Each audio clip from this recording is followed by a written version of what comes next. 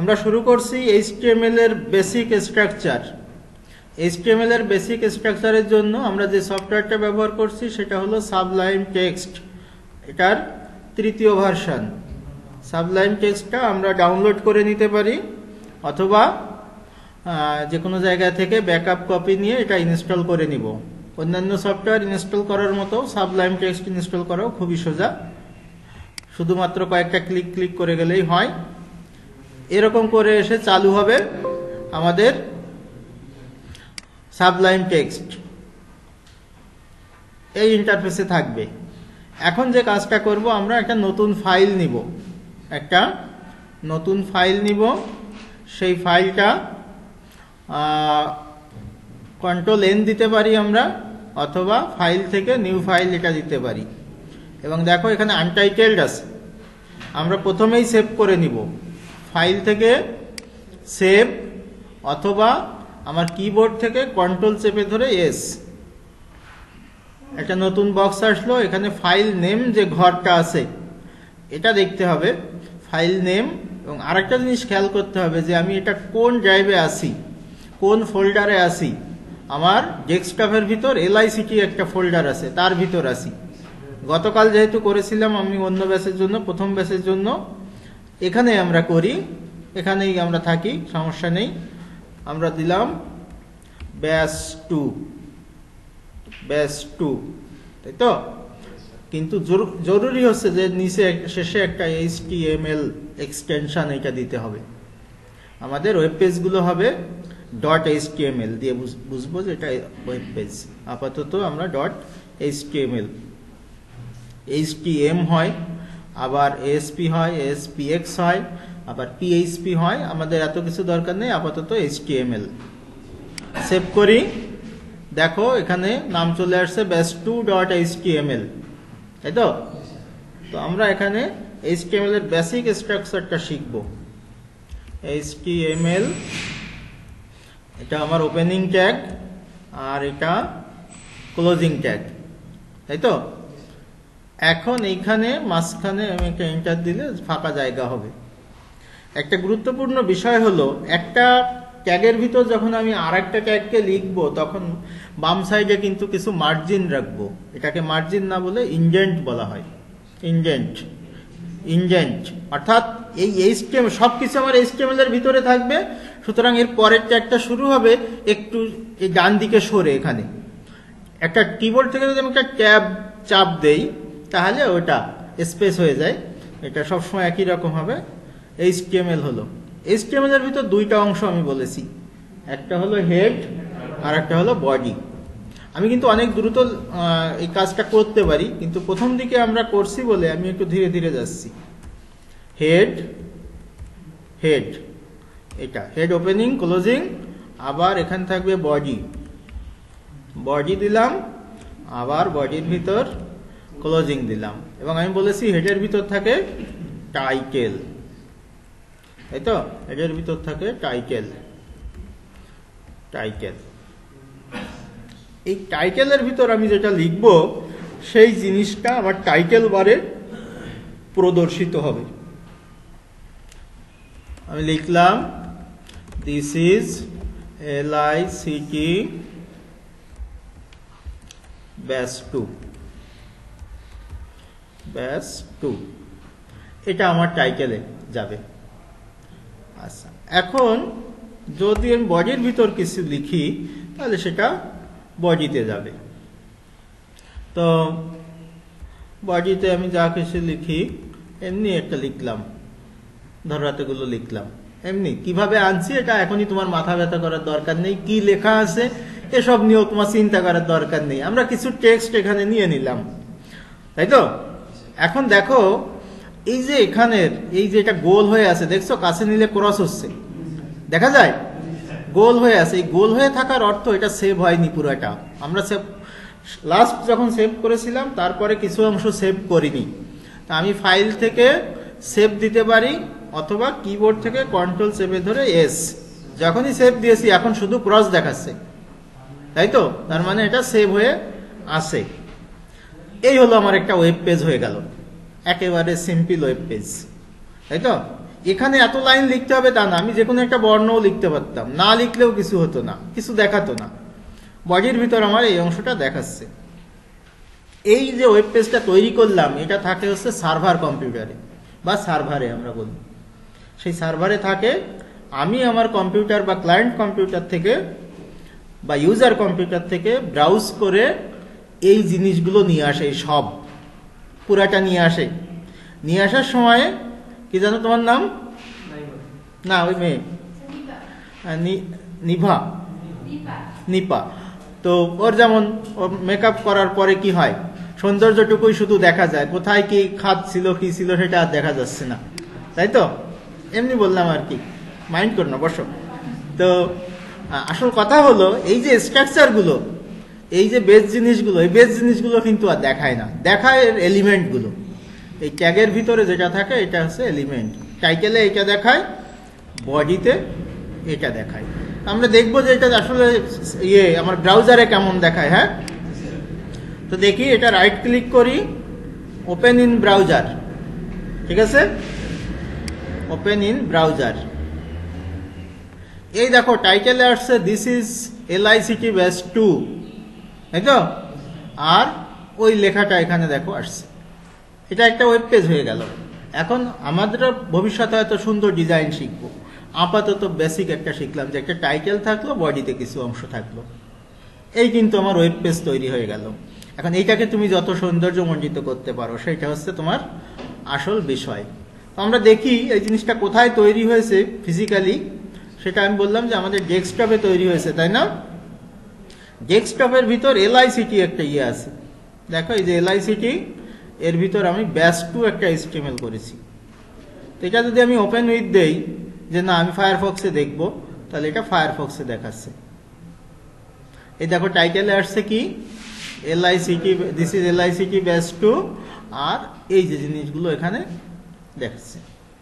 তাহলে আমরা এ পর্যন্ত এখানে যে ইয়েগুলো সাবলাইম টেক্সটে যে প্রথম যে ওয়েব পেজটা তৈরি করলাম, সরি, তো এখানে আমাদের দেখো একটা বিষয় যে বেসিক ওয়েব পেজটা আমি তৈরি করেছি। এই ওয়েব পেজটাই একদম সিম্পল, তাই না? কিন্তু ওয়েব পেজটা কিন্তু তৈরি হয়েছে। এখন যদি তুমি মনে করো যে না, যে একটা ওয়েব পেজ দেখি অন্যরকম ওয়েব পেজ হলে তখন কি হয়, যেমন ধরো আমি কিছুদিন আগে রাজশাহীতে করেছিলাম, গতকাল ওদের দেখাচ্ছিলাম যে ওখানে একটা ওয়েবসাইট আমি করেছি। এখানে দেখো এটা রাজশাহীতে এটা করেছি, এটা বিভিন্ন ডিজাইন আছে, এখানে দেখো হোভার করলে আসছে। এই সমস্ত জিনিসগুলো কিন্তু আমাকে শিখতে হবে। এখানে লগ ইন করো, লগ ইনের এমনি সিম্পল করা আছে। এখানে দেখো ব্যাকগ্রাউন্ড, এখানে রেজিস্ট্রেশন করা যায়, ডিলিট করা যায়, এডিট করা যায়, এরকম কাজগুলো আমরা করতে পারি। এবং এটার ডোমেইনটা কিন্তু আমার নামেই আছে, এখানে যারা সামনে আছে এটা পড়তে পারবা, এটা কিন্তু অরিজিনাল ডোমেইন। যাই হোক, ডোমেইন আমরা পরে শিখবো। তাহলে আমরা দেখলাম যে হ্যাঁ একটা ইয়ে তৈরি হয়েছে। এখন দেখো মজার বিষয়, আমি একটা জিনিস লিখি, এখানে আরেকটা ট্যাগ লিখলাম, বি ট্যাগ, তাই না? অ্যাঙ্গেল ব্র্যাকেটের ভিতর এটাকে আমরা বলছি ওপেনিং ট্যাগ, আর এই পাশেরটাকে বলছি ক্লোজিং ট্যাগ। এই ট্যাগ না বলে আমরা কন্টেইনারও বলতে পারি, পাত্র। এই পাত্রের ভিতর রেখে দিব এই যে জিনিসটা আছে না, পুরো লেখাটা আমি চেপে ধরে নিয়ে এর ভিতর বসাই দিচ্ছি। দেখো এখানে, হ্যাঁ দেখো বি এর মাঝে বসে গেল, তাই তো? বিতে হচ্ছে বোল্ড, মোটা করে দেখাবে।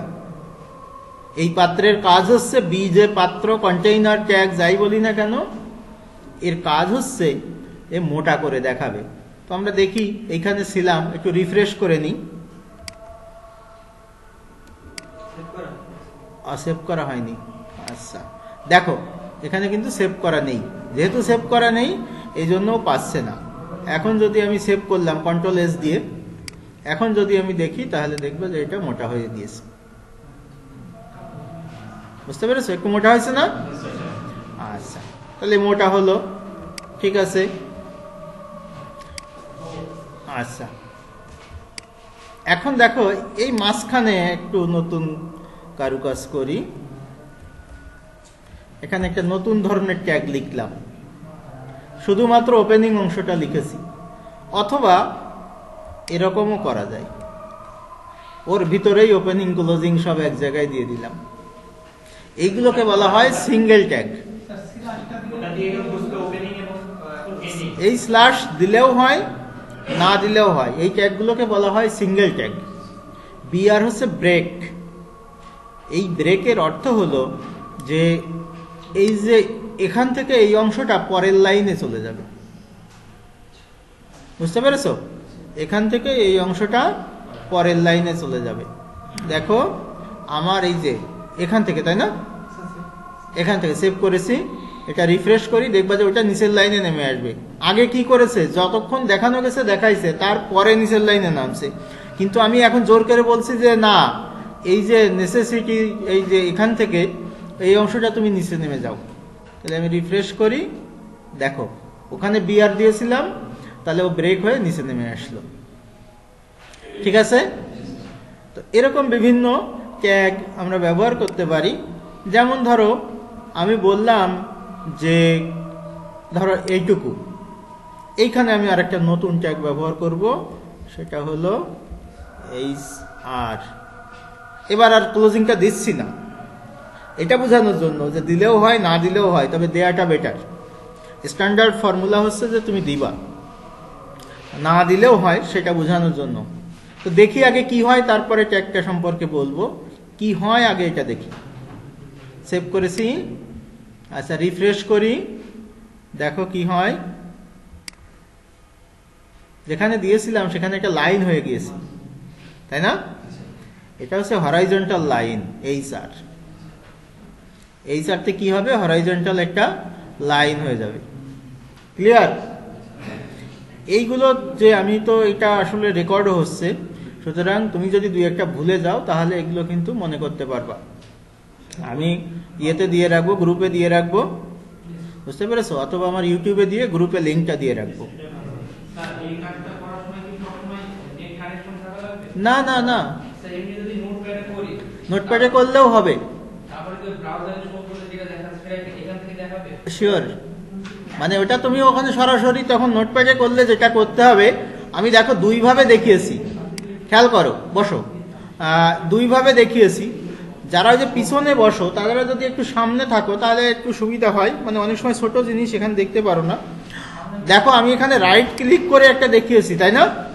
এটা সাবলাইন টেক্সটের জন্য প্রযোজ্য, এটা সবার জন্য প্রযোজ্য না। নোটপ্যাড প্লাস প্লাসে হলে আবার এখানে রান আছে, সেখান থেকে করতে হয়। আমি তো এটাই বলছি, তুমি বসো, দেখো এটাই বলছি আমি। দেখো এটা হলো এক এক সফটওয়্যারে এক এক রকম কাজ আছে। আমার সাবলাইন টেক্সটের জন্য ওপেন ইন ব্রাউজার আছে, নোটপ্যাড প্লাস প্লাসের জন্য আছে রান। আর তুমি যদি নর্মাল টেক্সট ফাইলে লেখো, নর্মাল টেক্সট ফাইলে যদি লেখো, তাহলে কিন্তু এটার উপর রাইট ক্লিক করে এই যে ওপেন উইথ যে কোনো একটা ব্রাউজার দিয়ে ওপেন করবা। কথাটা বুঝতে পেরেছো? সেটা করবা। যেমন ধরো তুমি যদি এখানে একটা ফাইল তৈরি করো, এখানে নিউ দিয়ে টেক্সট ডকুমেন্ট দিয়ে, এই যে আসছে না, নিউ টেক্সট ডকুমেন্ট আসছে না? তো এটা দেখো আমি এখানে আরেকটা ফাইল তৈরি করছি। হ্যাঁ, আরেকটা ফাইল তৈরি করছি, আমি নাম দিলাম ধরো abc.html, আমি সরাসরি নাম দিলাম। তো এটা বলছে, এটা abc.html এটা তৈরি হলো, এটা ওপেন উইথ। দেখো এখানে ফায়ারফক্স বলছে, আমি এটা দিয়ে না দিয়ে অন্য জিনিস দিয়ে ওপেন করতে পারি, পারি না? সাবলাইম টেক্সট দিয়ে পারি, আমি কিন্তু অন্য জিনিস দিয়েও পারি, এখানে মোর অ্যাপ দিয়ে করতে পারি, বুঝতে পারছো? এখানে এই দেখো নোটপ্যাড আছে, আছে না? আমি নোটপ্যাড দিয়ে ওপেন করি, এবার নোটপ্যাডে লিখবো। আগে তো সাবলাইম টেক্সটে লিখেছিলাম, এখন নোটপ্যাডে লিখবো। সমস্যা হলো যে নোটপ্যাডে তোমার ওই রকম অত সুবিধা নেই। আমি যে দ্রুত হয়ে যাচ্ছিল, বুঝতে পেরেছো? এটা যে দ্রুত হয়ে যাচ্ছিল এরকম কোনো সুবিধা নেই। এটা আমার দ্রুত করার কোনো সুবিধা নেই, এটা হচ্ছে তোমাকে ধীরে ধীরে করতে হবে। হ্যাঁ, ওর সাজেস্ট করতে পারে না, বা আরো কিছু অপশন আছে, সুন্দর সুন্দর অপশন দেখাবো, তখন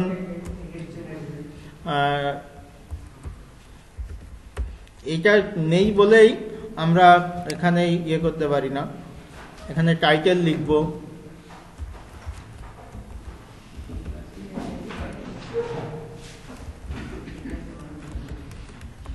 আমি দিস ইজ নোটপ্যাড লিখলাম এরকম, এখানে ক্লোজ করে দিই, টাইটেল দিলাম। দেখো, আর হেডের নিচে কি থাকে, আমার বডি থাকে, তাই না? এটা কিন্তু নিজেরা প্র্যাকটিস করবা।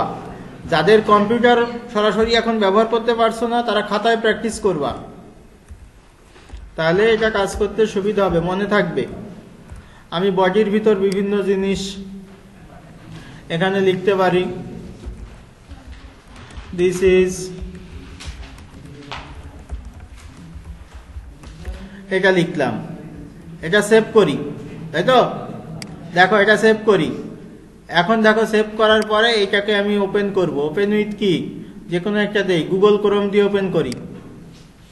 দেখো, দিস ইজ নোটপ্যাড আসছে না টাইটেলে, আর this is Kushtia government college. তার মানে আমি যে কোনো জায়গায় এটা করতে পারি। আমি নোটপ্যাড দিয়ে করি, নোটপ্যাড প্লাস প্লাস দিয়ে করি। এই বিল্ডিংটা তৈরি করব, আমি ইঞ্জিনিয়ার দিয়ে করলাম না মিস্ত্রি দিয়ে করলাম না কি দিয়ে করলাম, তৈরি করার পরে আর কোনো ইয়ে আছে? ভালো মন্দের বিষয় থাকতে পারে, কিন্তু হবে একটা কিছু। তো আমরা নোটপ্যাড দিয়েও যেমন করতে পারি, ঠিক একইভাবে এখানেও করতে পারি। যাই হোক, আমরা ফিরে আসি। সহজ, এর আরো আছে, ড্রিম ওয়েভার আছে, আবার পিএইচপি দিয়ে কাজ করতে গেলে নেট বিনস আছে, বহু আছে, অসংখ্য আছে। তো আমরা সাবলাইম টেক্সট ব্যবহার করব, সাবলাইম টেক্সট 3rd ভার্সন, কারণ এখানে স্পেশাল কিছু ফিচার দেখাবো। বুঝতে পেরেছো? স্পেশাল কিছু ফিচার দেখাবো, যে ফিচারগুলো দেখলে তুমি করবা যে আসলে কেমন হলো। সেরকম কিছু ফিচার দেখো, আমি সরাসরি একটু দেখাই। এগুলো এখন শেখার জন্য না, আমি কি করব সেটা দেখো। ধরো একটা লিখলাম, এরপরে লিখলাম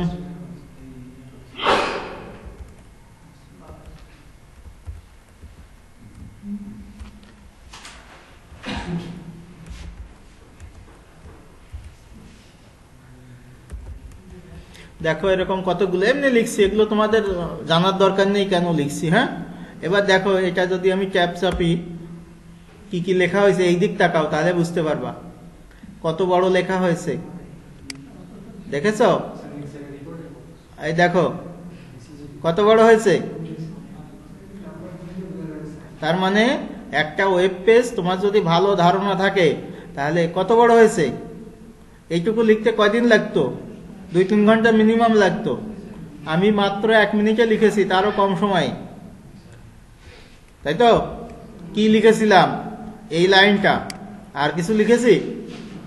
এই জিনিসটা তো আসলে খুবই অ্যাডভান্স লেভেলের কাজ, এবং বহু ডিজাইনার আছে যারা এই কাজটা করতেই পারে না। সুতরাং এই জিনিসটাও শেখাবো আমি, এই জিনিসটাও শেখাবো। তো বিষয়টা হচ্ছে, সেই পর্যায় পর্যন্ত তো যেতে হবে, তাই না? সেই পর্যায় পর্যন্ত যেতে হবে। এখন আমি বসে বসে যে লিখছি, সেই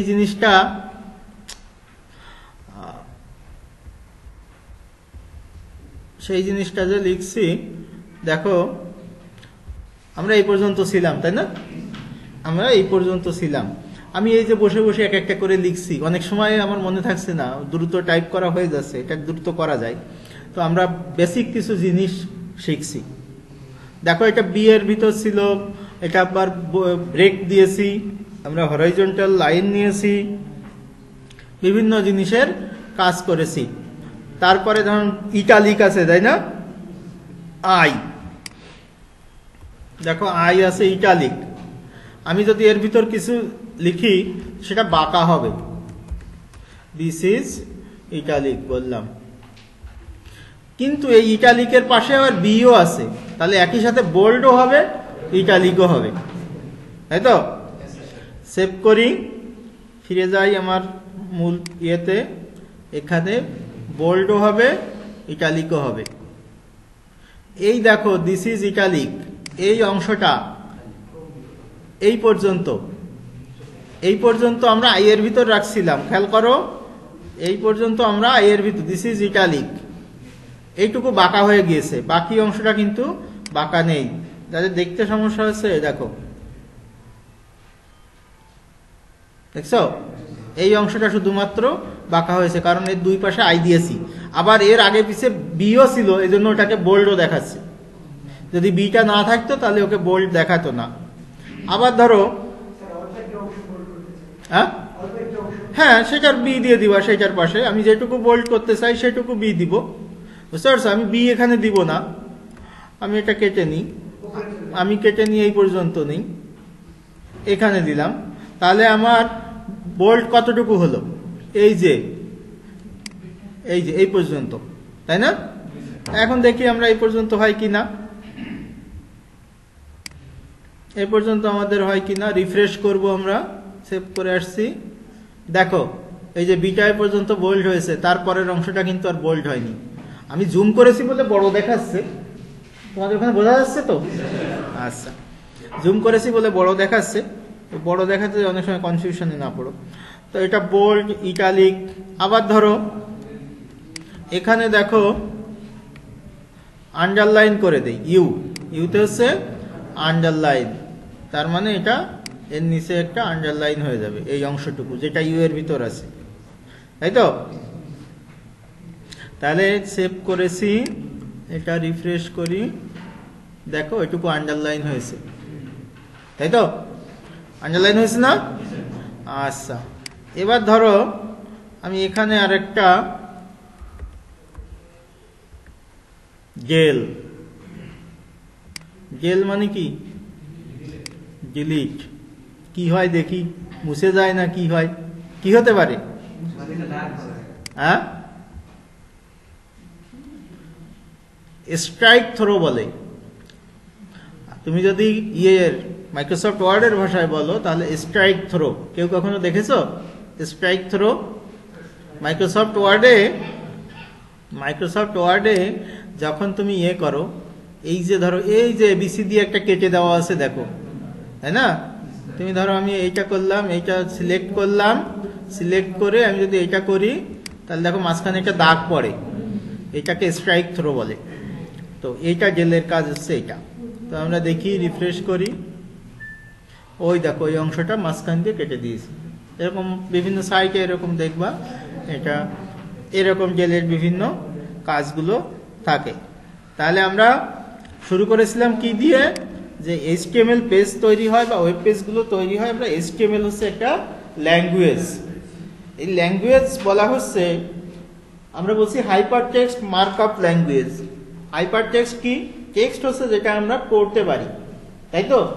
হাইপার টেক্সট হচ্ছে টেক্সট পড়ে আমরা বুঝি, টেক্সট এবং টেক্সট সম্বন্ধে আনুষঙ্গিক জিনিসপত্র যেমন ইমেজ, অডিও, ভিডিও, এই সমস্ত জিনিসগুলোকে একত্রে বলা হয় হাইপার টেক্সট। এটাকে সাজায় গোছায় উপস্থাপন করা হয়, তাই তো? ওয়েব পেজে যখন আমরা দেখি বা ওয়েবসাইটে যখন আমরা ঢুকি, তখন এই হাইপার টেক্সট সমূহ সাজায় গোছায় উপস্থাপন করা হয়। এটা হাইপার টেক্সট, যার সাহায্যে করা হয়। যে সাজানো গোছানোর নাম হচ্ছে মার্কআপ। ওই যে ওকে বলছিলাম মেকআপ করা, যেমন যে স্ট্রাকচার তৈরি করা, কোথায় কি বসবে, কোনটা কি যাবে, কোথায় কি থাকবে, কোথায় লোগো যাবে, কোথায় লেখা যাবে, কোথায় অডিও যাবে, কোথায় ভিডিও যাবে, এই জিনিসগুলো, এটা হলো তোমার মার্কআপ করা। আর যে ল্যাঙ্গুয়েজের সাহায্যে করা হয় সেটার নামই দেওয়া হয়েছে HTML। এই HTML এর প্রধান স্ট্রাকচার হলো যে এর ভিতর আমাদের ট্যাগ ব্যবহার করি, ট্যাগ ব্যবহার করে আমরা এই ল্যাঙ্গুয়েজটা লিখি, এর স্ট্রাকচারটা তৈরি করি। HTML দিয়ে শুরু হয় এবং HTML দিয়ে শেষ হয়। এর ভিতর কয়টা অংশ থাকে? দুইটা, একটা হলো হেড আর একটা হলো বডি। হেডের ভিতর টাইটেল থাকে, কিছু লিঙ্ক থাকে, কিছু অথরের পরিচয় থাকে, যে লেখক তার পরিচয় থাকে, কিছু মেটা ট্যাগ আছে, এটা আমরা পরে শিখব, কিছু স্ক্রিপ্ট থাকে, এই সমস্ত জিনিসগুলো থাকে। বডির ভিতরেও স্ক্রিপ্ট থাকতে পারে। আর নর্মালি আমরা যে ওয়েবসাইটের মেইন অংশটা দেখি, এই মেইন অংশটা আসলে বডির ভিতর থাকে। এবং এই বডির ভিতর আমরা আজকে আরো কয়েকটা ট্যাগের কথা বললাম। তার ভিতর একটা হচ্ছে বোল্ড, লেখাকে মোটা করা, আর একটা হলো ইটালিক করা, মানে বাঁকা করা। আর একটা হলো বিআর দিলাম, ব্রেক, লাইন ব্রেক। পরের লাইনে চলে যাবে। ইউলিক শিখলাম আমরা আন্ডারলাইন করা, এইচআর শিখলাম হরাইজন্টাল লাইন, আর জেল মাঝখান দিয়ে কেটে দেওয়া, ডিলিট আর কি এটা। এছাড়া এই বি এর কাজ করে আর একটা ট্যাগ আছে, সেটা হলো স্ট্রং। স্ট্রং একটা ট্যাগ আছে। এই স্ট্রং ট্যাগের ভিতর তো আমরা যা লিখব,